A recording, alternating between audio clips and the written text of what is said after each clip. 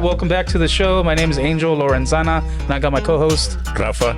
And then today we have a very special guest. She is a very important person in the Lubbock community comedy scene. Her name is Selena Martinez, right? Yeah, that's right.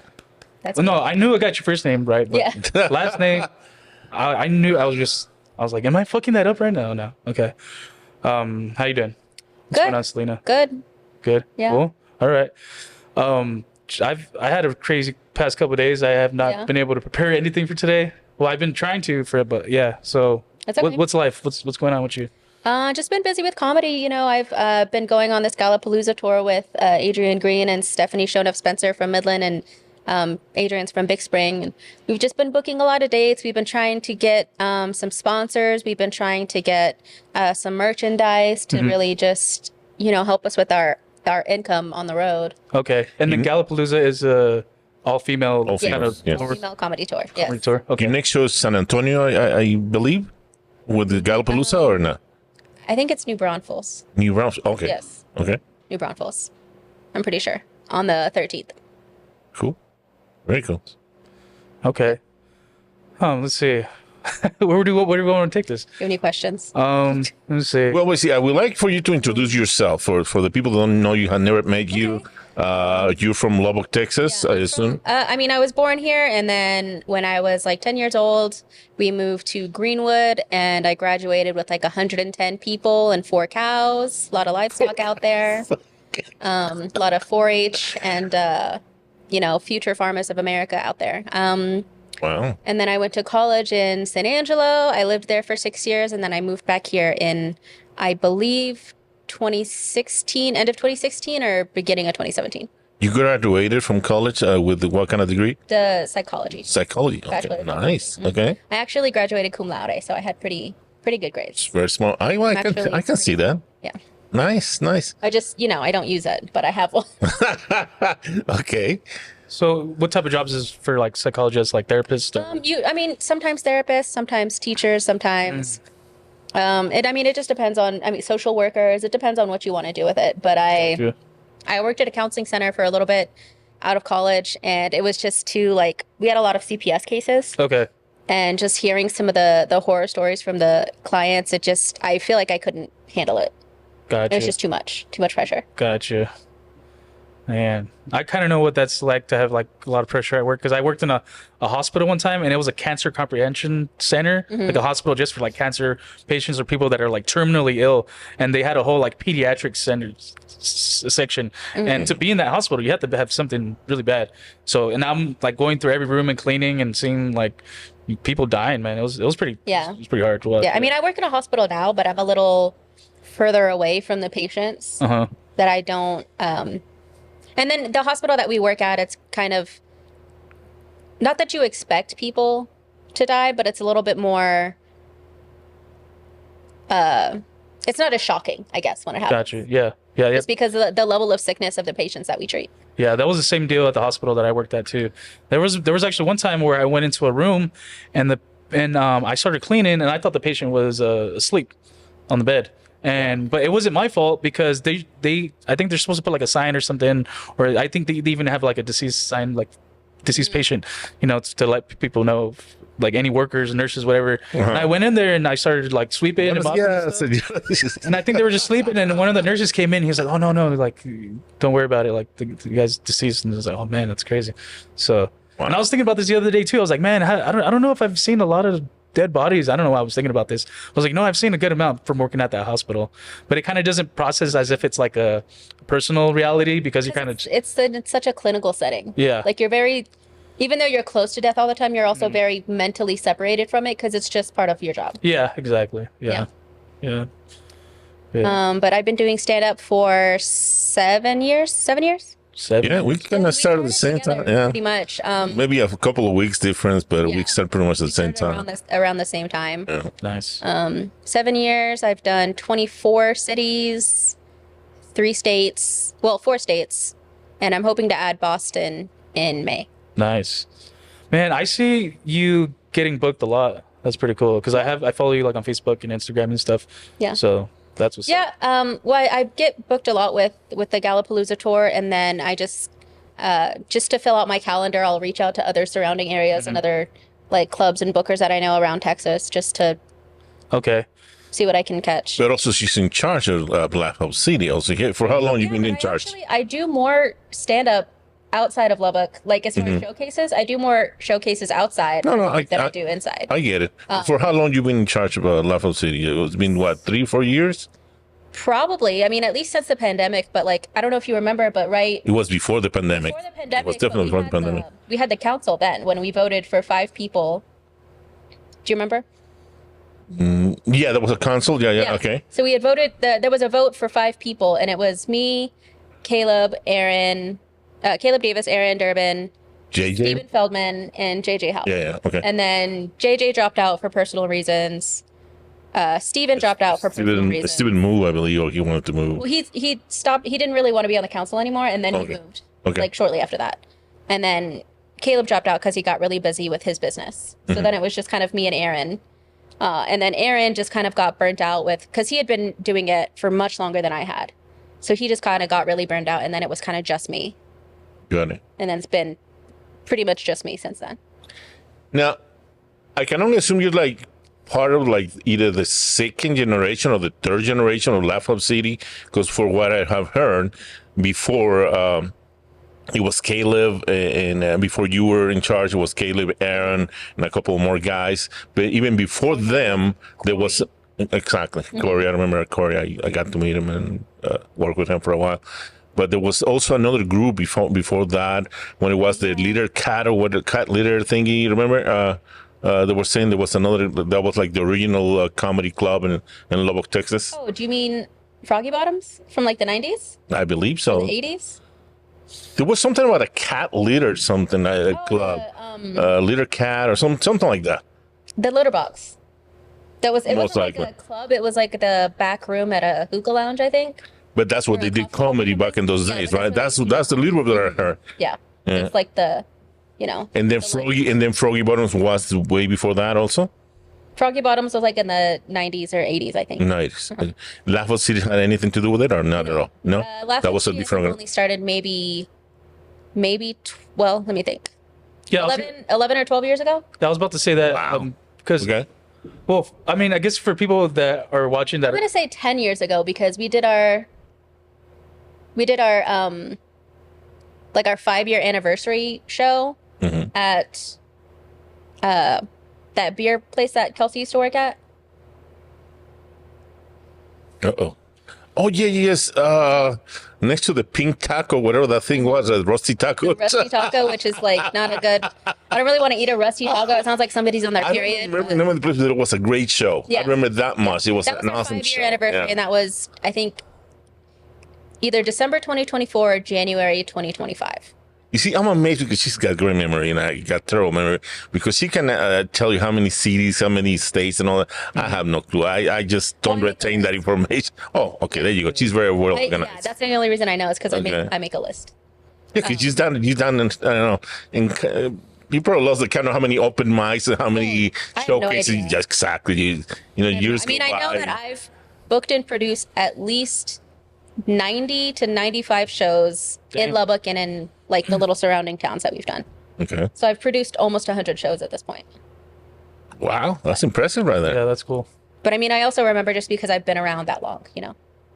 That's a lot of what's this. A lot of the history of Laugh Hub City. That's one thing that I do want to start talking more about. Really, is the history of Laugh Hub City because a lot of people, especially like you, Angel, you just started like a year ago. Like a year and a half ago. Yeah. Yeah. Well, 2023. A lot of y'all don't know like the history of the organization and how many different rooms we've been in, how many different organization changes we've gone through, like how much it's grown just from since we started. That was it just is 7 now. years ago. Yeah, and that's exactly what I was asking you those questions because I know you're more familiar with that kind of stuff, and we probably going to have to, talk to whoever was in charge before to get more of that knowledge, more of that information, so it doesn't get lost. Yeah, y'all and the have new been- generations get to. So who No, like wow. how did Laugh Up City originate? That I'm not entirely sure. I don't know if it was Corey or if it was someone else that came before Corey, Okay. but yeah, I really don't know. We're going to have him on the show and ask him about it. Okay. Okay. I only know from Haven't met him before. No, I don't think so. No. I only know from like shortly before I started. Okay. Okay. Nice. And so then those people that you mentioned kind of were the ones that you kind of know that were started it, and then it kind of just built as like a collective from there. Yeah. Or gotcha. Yeah, I mean, I think when we first started, there was maybe like, I don't know, 5 or 6 major shows a year. It was the Laugh Off. That was one of them. Yeah. Well, and the Laugh Off was every month, so maybe 12. And then we might have a showcase randomly here. Here and there, yeah. But now that we have we actually have regular, consistent gigs. Oh, I remember, and I mentioned this before, when we used to have one open mic a week, and that was it. That's all we had. Yeah. And then Selena took over after I don't know, a year or two, I don't remember. And then it's been weeks where we have a show pretty much every fucking day of the week. Yeah. There's been weeks like that. You're like, wow.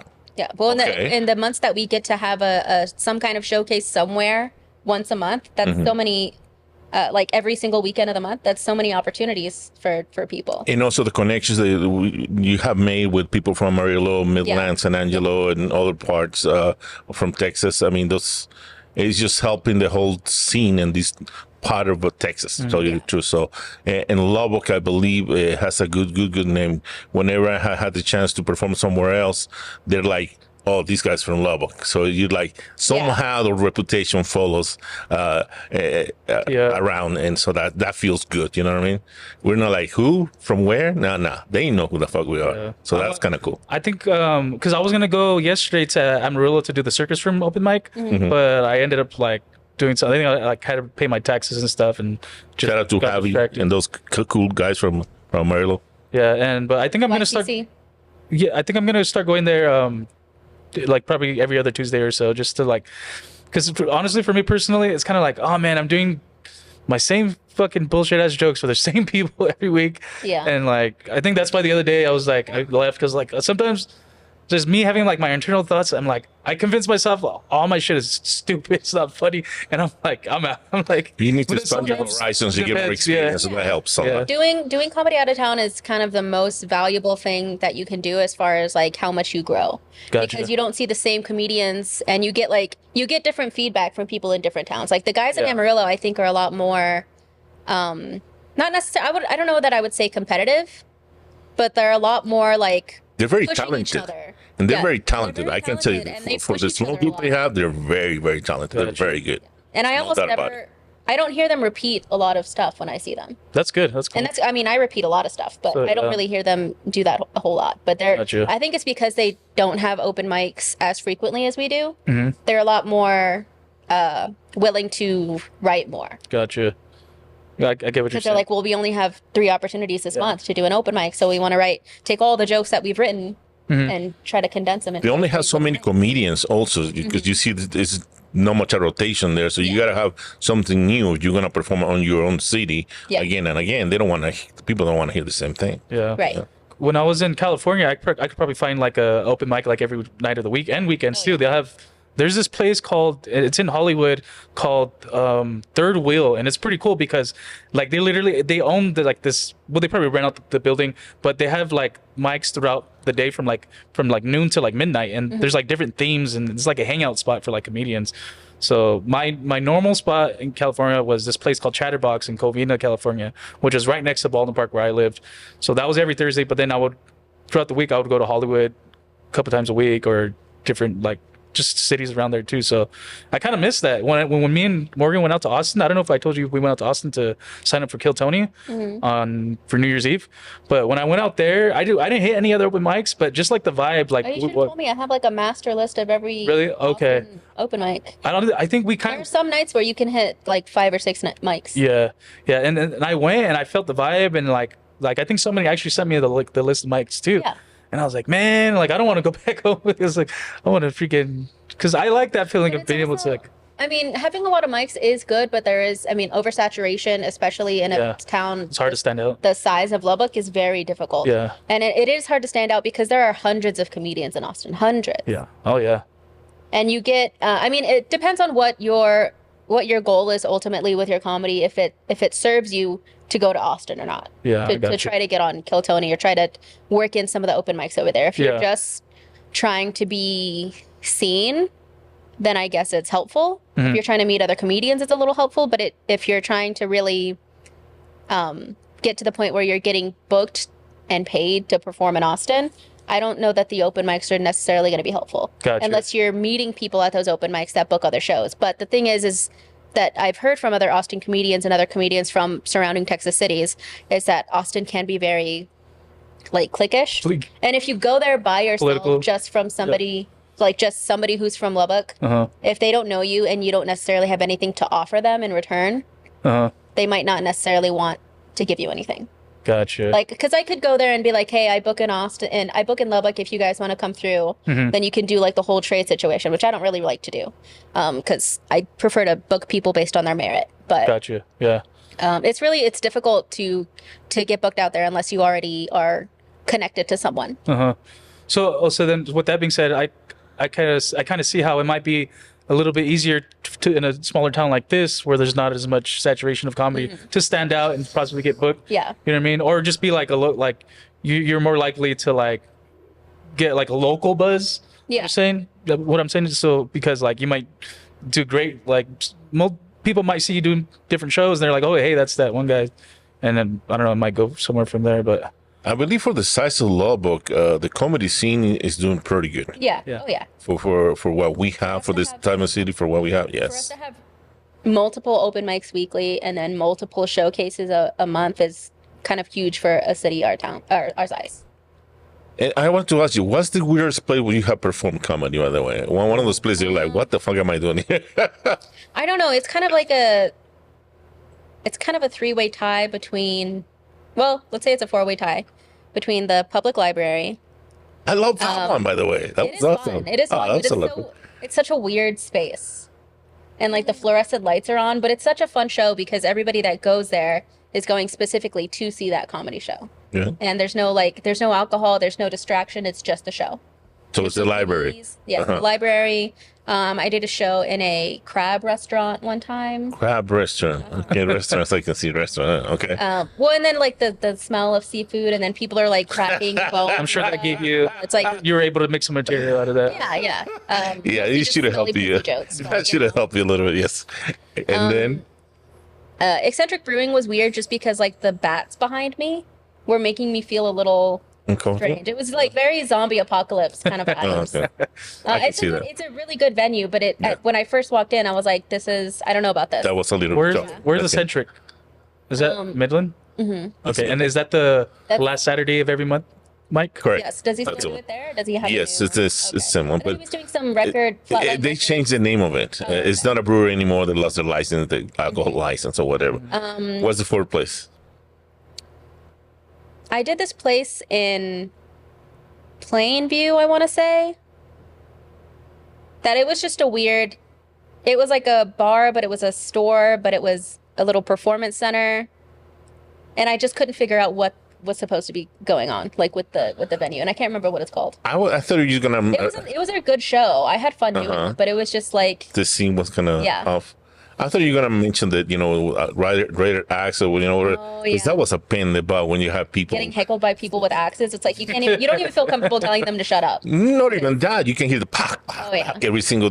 So it And they kind of won't throws you stop. off. Yeah. That one White was people weird. stuff. But I think I only did that one like a couple times. No, they did that a few times, and it's. What about you? What was the weirdest place you performed at? Oh Jesus, I wasn't prepared for that question. And it was a party. It was a private party, and all of a sudden there was a mic. We were having a little fire in the backyard and whatever, and all of a sudden, Swinger party, was it? no, it wasn't a swingers Okay. party, but all of a sudden there's a mic, and here, Rafa, you perform, and I got caught completely off guard. I did pretty good, tell I was you the gonna say, truth. did you have all your stuff? No. No. No, but I wing it. I wing it. Like I said, it was one of those moments that they caught me off guard, but I did pretty good. But it was in someone's backyard pretty much. So it was kind of Yeah. like Okay. a little weird at the beginning, but I did pretty But good. you had a microphone. Yes, that somehow they come up with a mic. Here, Rafa, I'm like, oh, okay. I got a little cuff of guard, but For me, it was in California, and then my friend and I told him, "Hey, do you want to check out this open mic that I found out about?" And it's titled "Accidental Chaos," and it's another deal where they kind of rent out the space from like a building.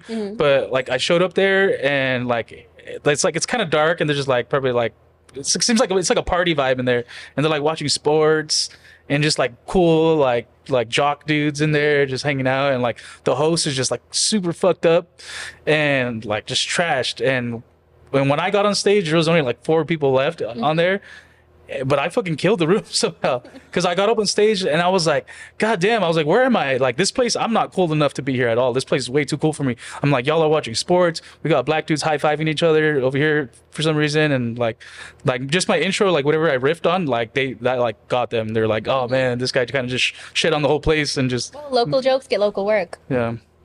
And you're right. Yeah, it was that was just, it was just because I had just started. It was probably like the third place that had done an open mic, and it was like dark, and it just seemed like it seems like they upgraded now. I don't want to say that it was trashy, but it just seemed like that was their vibe. Like they just didn't give a fuck. Like it's called Accidental Chaos. So yeah, it was cool. Anyways, Oh, the other place I forgot is what's the name of that place? The House of Art or East. It's on the east side. The guardhouse? That's the one. Did you do the outdoor one? I did. I done the outside, You outside? but I did once in the inside, and it was. They said there was going to be an open mic, but it wasn't one of like our open mics. It was just they do, poetry or whatever the yeah. fuck. But Curtis and I, we show up and it was like, "Are we doing this? I guess we are." Fuck it. It was incredible. It was very nice, but it was weird because it was not supposed to be for Yeah. comedy. But we made it. We made it somehow. have you ever done a show that's like kind of like what he just said that wasn't mainly comedy, and you were just like the one comedian that they asked to perform or something? I've done a drag show. I mean, I've done okay. comedy drag. I've too. produced comedy drag shows, but I've also been on just somebody else's drag show. Nice. Okay. Cool. Me too. For whatever reason, they really like me, and Yeah. I've been performing That's cool. with them too. So, and they're great So- performers. They're one of the best performers you can imagine. Oh, they the- get a lot of people. They make a lot of money.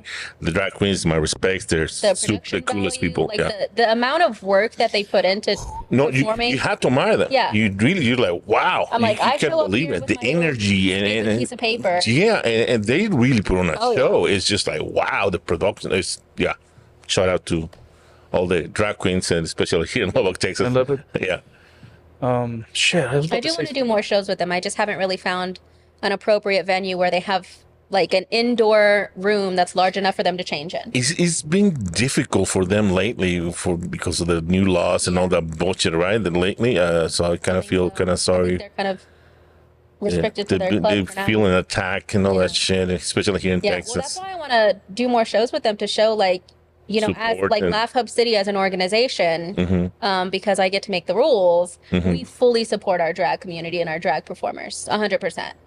And we'd perform with them at any time, whenever they want us, or whenever we want to work together to do something. I'm more than happy and excited to do that, and also to provide some level of protection for them. You know, nice. I got this guy. He'll, you know, watch I'll the door. protect them. Yeah. That's pretty cool. The microphone that I started at in California, it was called Chatterbox again. The guy who kind of like ran the whole show, Steve Hernandez, he's a comedian also. Him and his wife, they're kind of like in charge of all the comedy stuff. But they give priority, like they'll let everyone sign up. It could be up to like 30 or 40 people, but they prioritize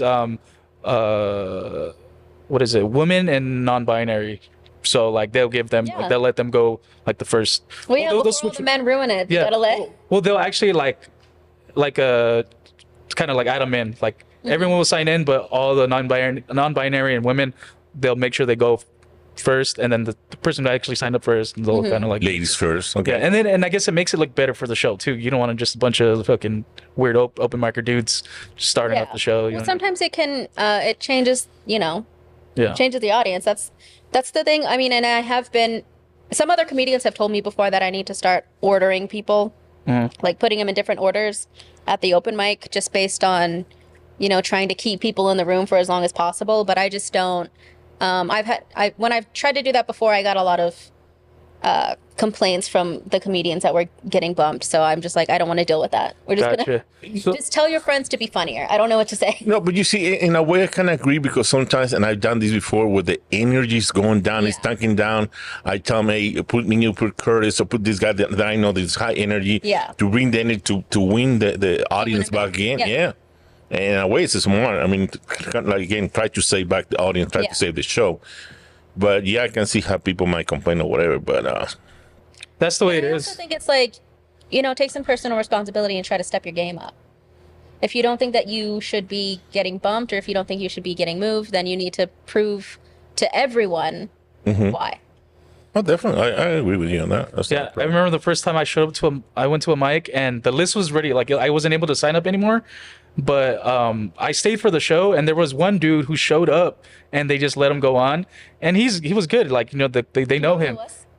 No, I don't know. Like this was in California. Oh, okay. But and I'm brand new. But in my mind, like I didn't know how. Like I'm pretty sure that shit happens all the time. Oh, yeah. And in my mind, I'm like, fuck that guy. You know what I mean? Like they fucked me over tonight. But I'm just like, And then he won on I'm a stage. nobody. And he did great.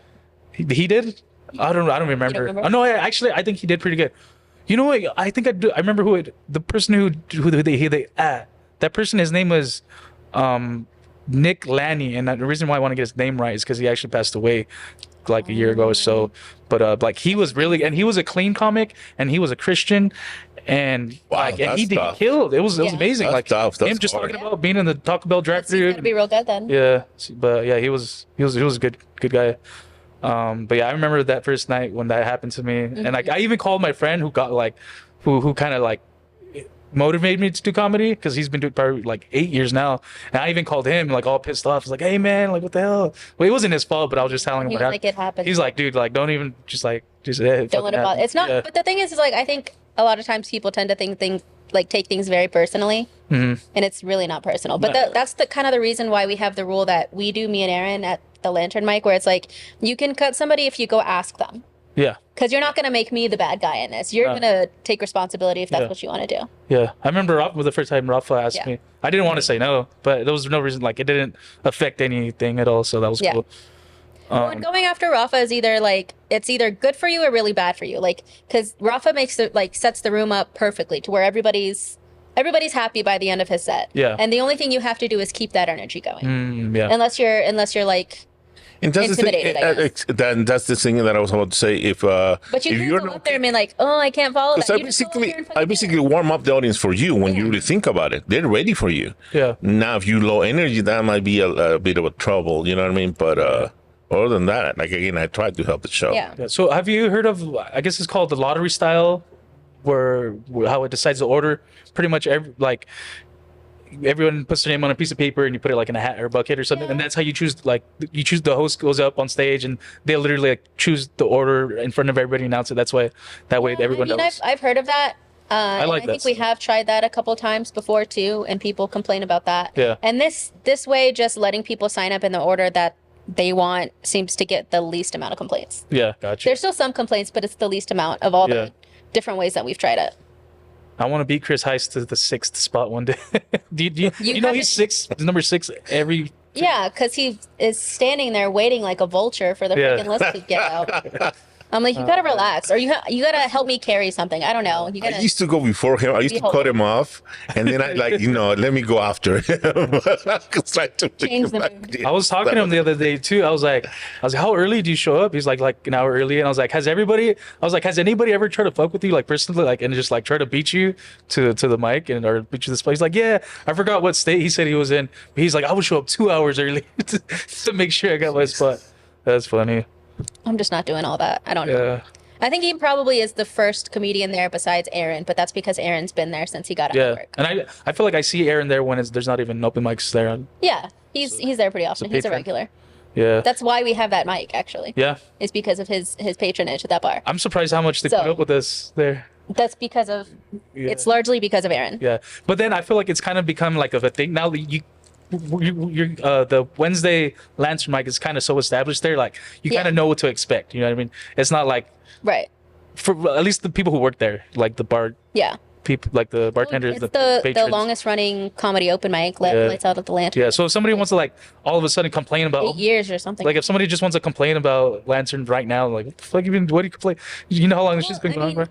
the owners are there sometimes, and I do get a little bit worried Okay. when the owners are there because we have a really good relationship with the bartenders and servers, and that is kind of what solidifies our chance to stay there. Yeah. But if the owners decide for whatever reason that they don't want us there anymore, then that's it. We can't appeal that decision, basically. Gotcha. But that's why it's so important to me to establish these good relationships with bartenders and servers. Like we had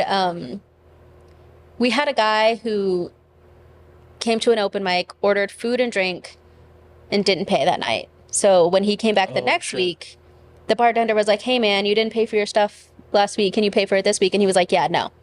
Oh, so that makes it look bad. Yeah. right So there. he got kicked out of that bar. Basically, like not allowed to return. And because he was kicked out of the bar, he was also kicked out of the Tuesday mic that we were doing at the time. Gotcha. So, and I mean, the way that I've heard the story told from other people is that he is under the impression that I personally kicked him out of Lab Hub City open mics, and I said, "No, you kind of just got kicked out of both bars."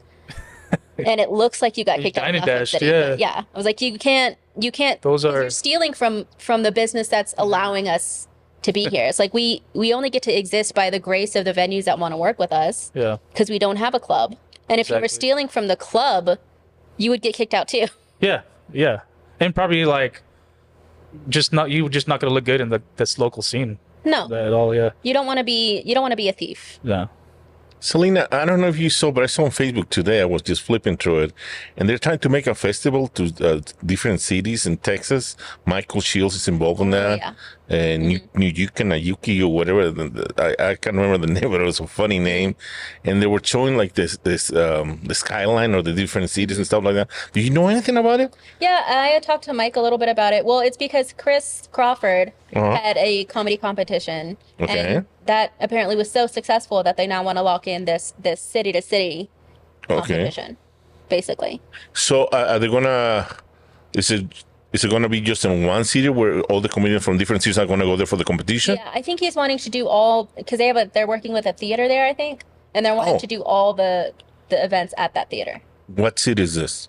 Do you San know? Angelo. It's all, so it's gonna be in San Angelo. Okay. Yeah, which is actually kind of a good midway point for those of For us that live everybody. in West Texas Yeah. and those that live in East Texas. Yeah, And that's coming up, I assume. yeah. I think he said he's got one scheduled for April, Okay. but So it's not. for- I don't think Lubbock signed up to do one yet. I think Oh. the first one he said was like San Antonio versus Dallas or something. It's some other cities. Oh, so it's gonna be one city against another city.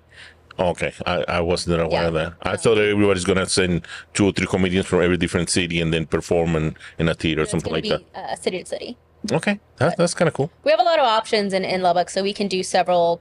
We can do it several different times with completely different comedians every time.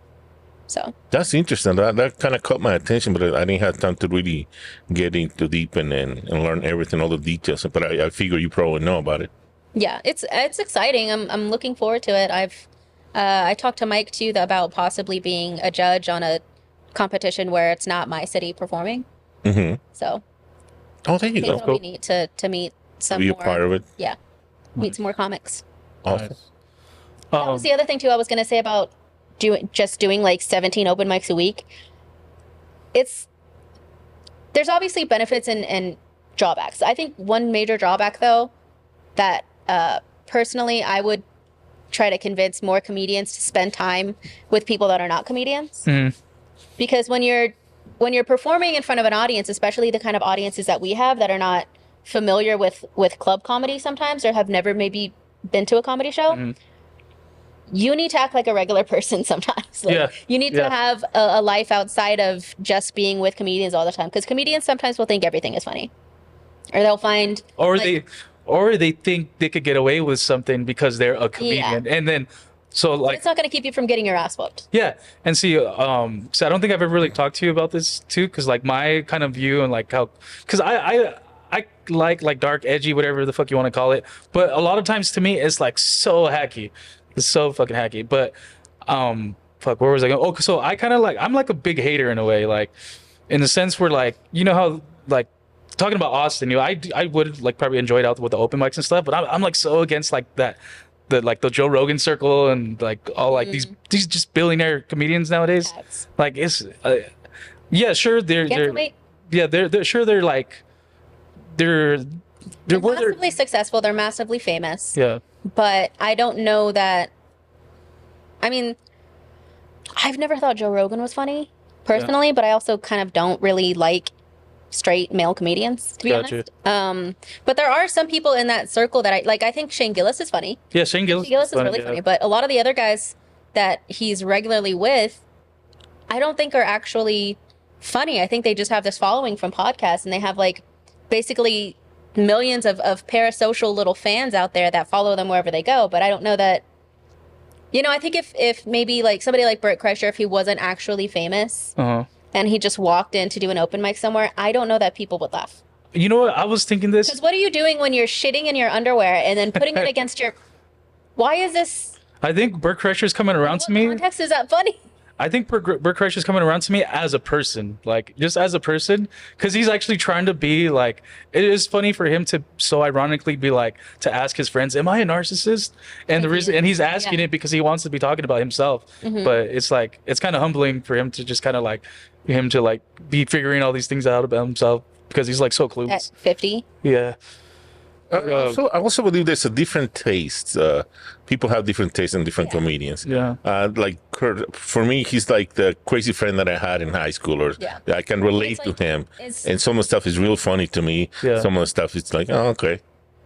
I have a question for you. How do you feel about Tim Dillon? Because he's a gay comedian, but he is like I don't know that I'm familiar with that much of his work. I know Okay. he yells a lot, yeah. and I kind of have a hard time with Yeah, that. because I'm kind of interested to see like your take on like a gay comedian who kind of just is still kind of like being like a straight hacky comedian, and it's like Do you feel like that's what he does?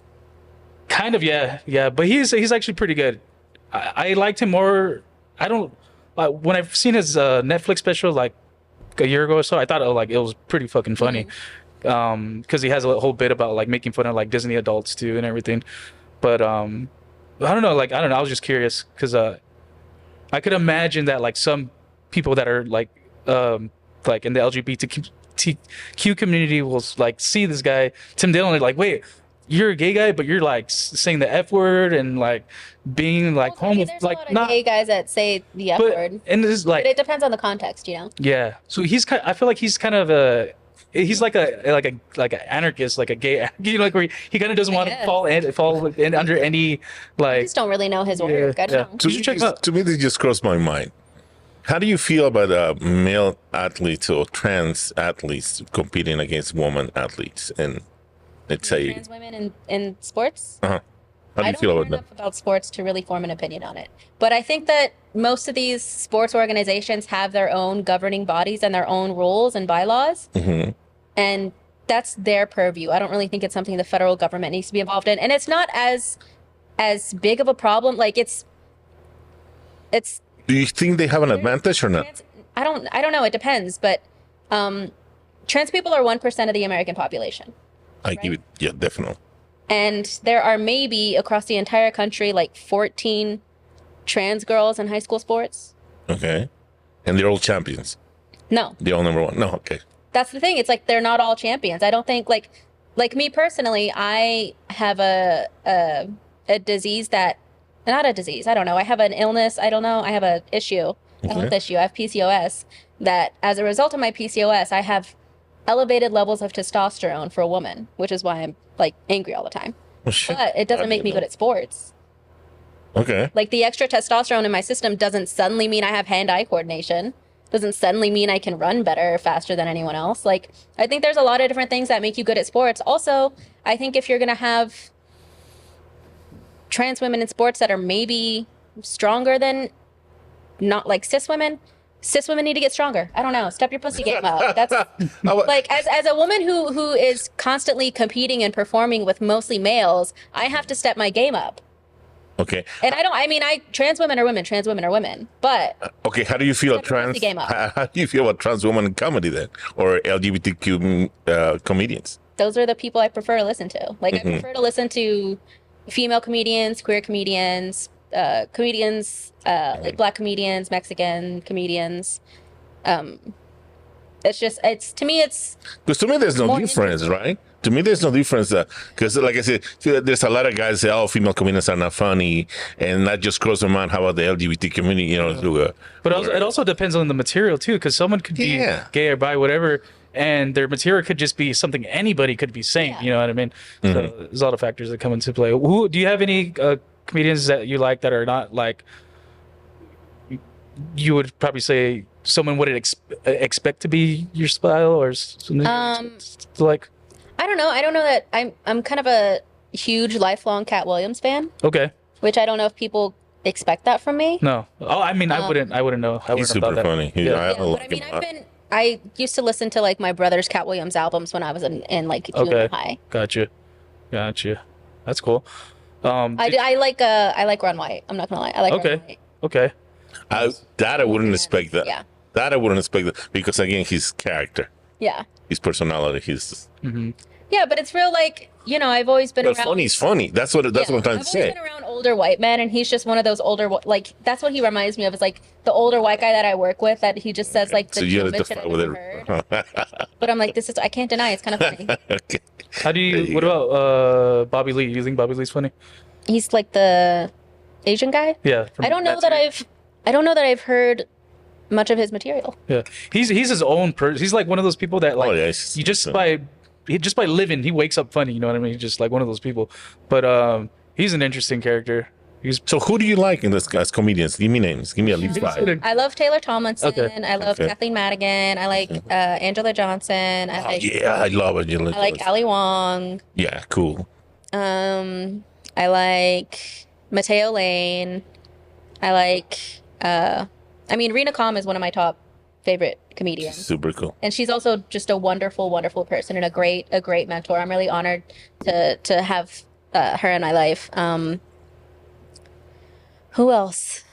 Lisa Traeger. I just watched Lisa Traeger's new special, Night Owl. It's so fun.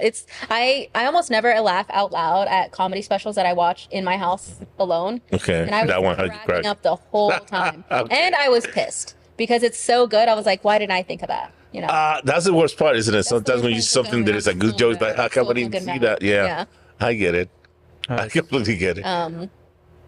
Yeah, it's just one of my favorites. I get that too. That's weird how like you could be watching like a YouTube video or a special or something, and it could be funny. You know what I mean? You're kind of like, oh, that's good. You know what I mean? But then there's those ones that hit and like actually bring real laughter out Yeah. of you. Yeah. I was gonna say, kind of off topic. Did you ever get into any kind of other arts like music or?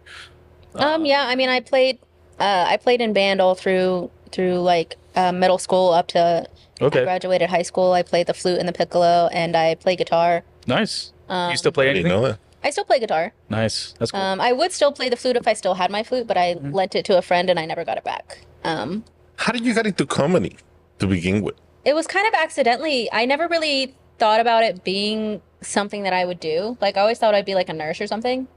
Okay.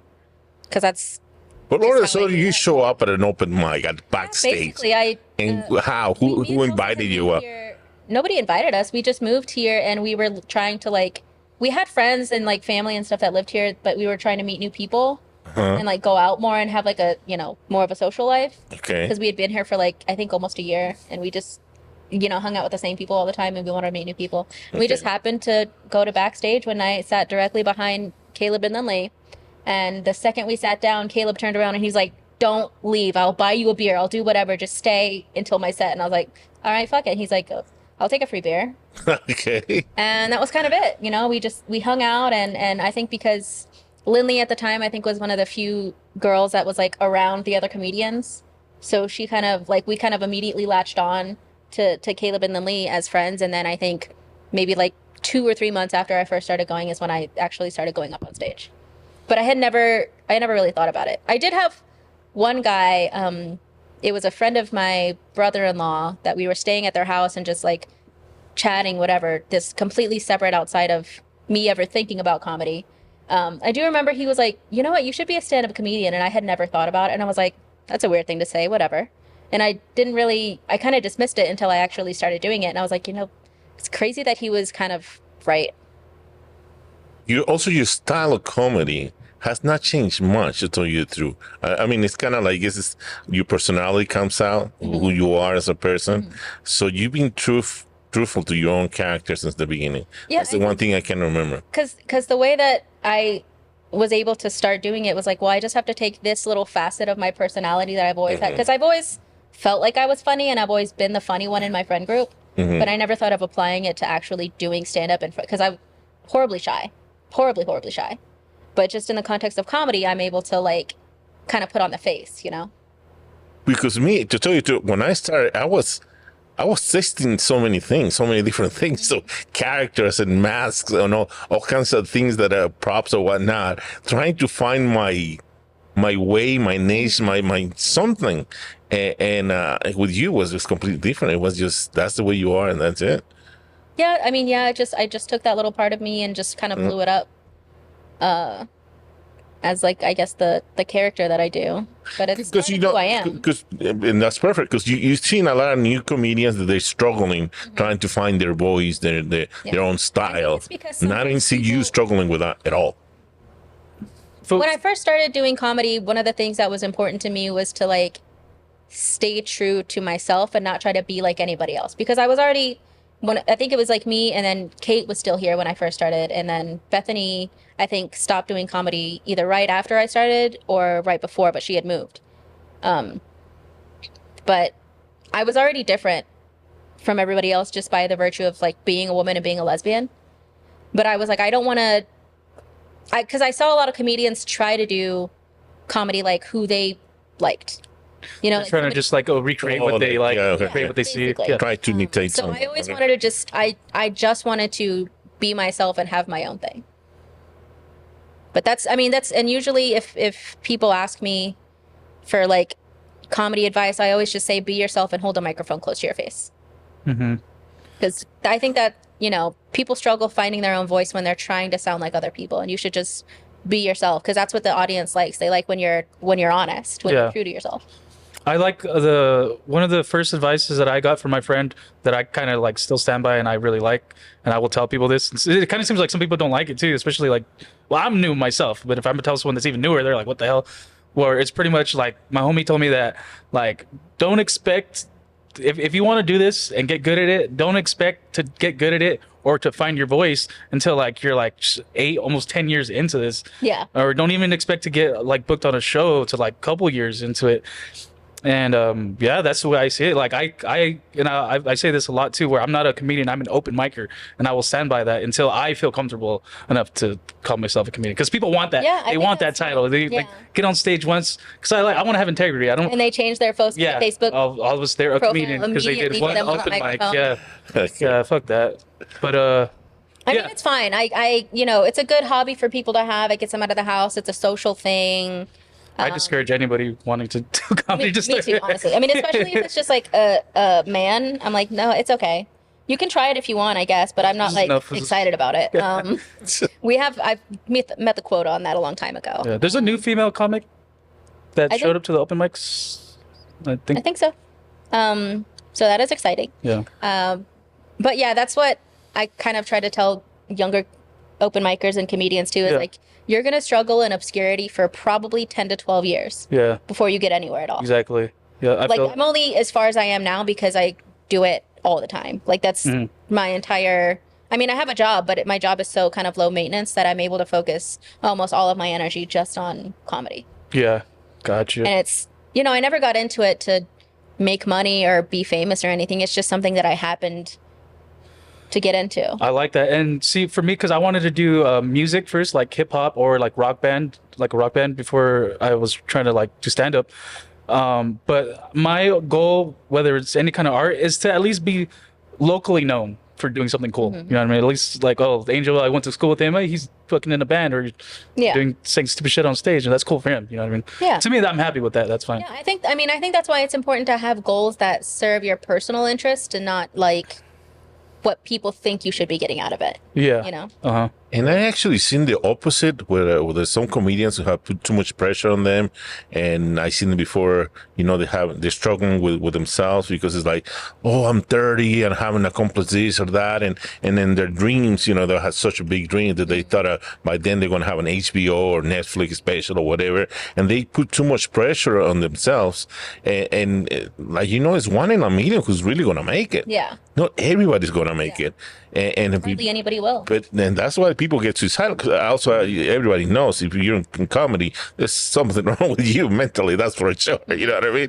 So on top of that, you put that much pressure on yourself to become famous or to conquer your dreams or whatnot. And sometimes, I'm sorry, but it's not gonna happen. Yeah, it's not going to happen for most of us. Yeah.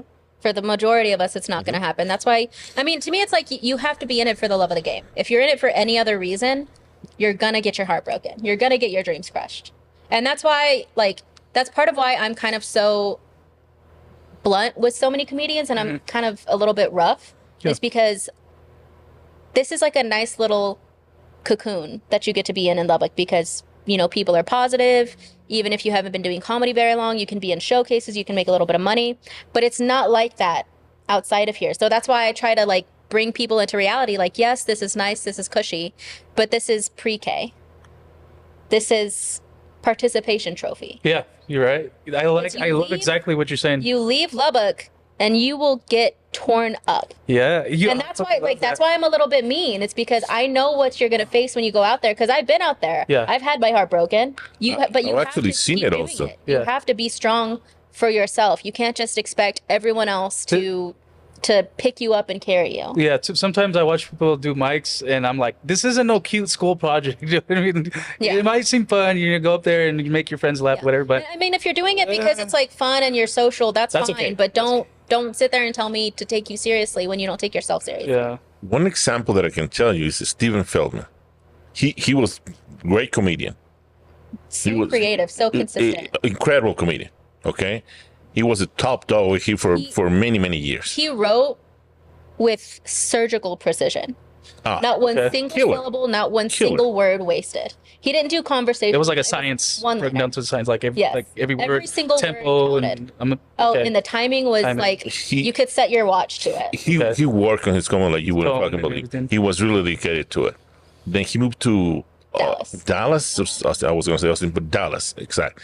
And then that's when we saw him after a couple of years or whatever. He came back. I believe it was Manhattan 9. That was a show you were producing. Beautiful show, by the way. And he was talking to me. He was saying that, I got humble over there.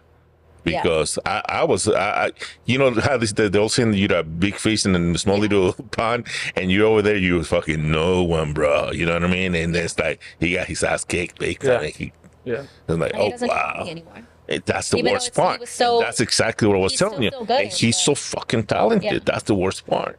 I'm That glad I is the started in worst California because I would think that I'm so much better.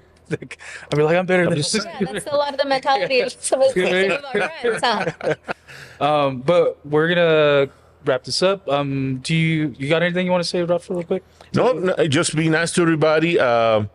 This is the Taco Sandwich podcast, Yes, sir. and we're lucky to have with us Selena Martinez tonight. You got anything to say, Selena, for the audience? No, just follow. You can follow me online, Selena whatever's with a Z on TikTok, Instagram. You can follow me on Facebook and follow Gallapalooza Comedy Tour. Laugh Up City yeah. too, right? Laugh Up City, yes. Oh yes, thank you for being here, Selena. And Selena is putting in work for the Lubbock comedy community. Thank you. Definitely. A lot of work. Appreciate you. And you did put me on my first show that I've first put showcase. most people on their first Yeah. shows. Yeah. Hell yeah. Good shit. Yeah. Yeah. I've handed out more money to local comedians than almost anybody else. Nice. That's for sure. Cool. All right. Thank I you. think we're good. Thanks, Al. All right. Good night. Taco Sandwich!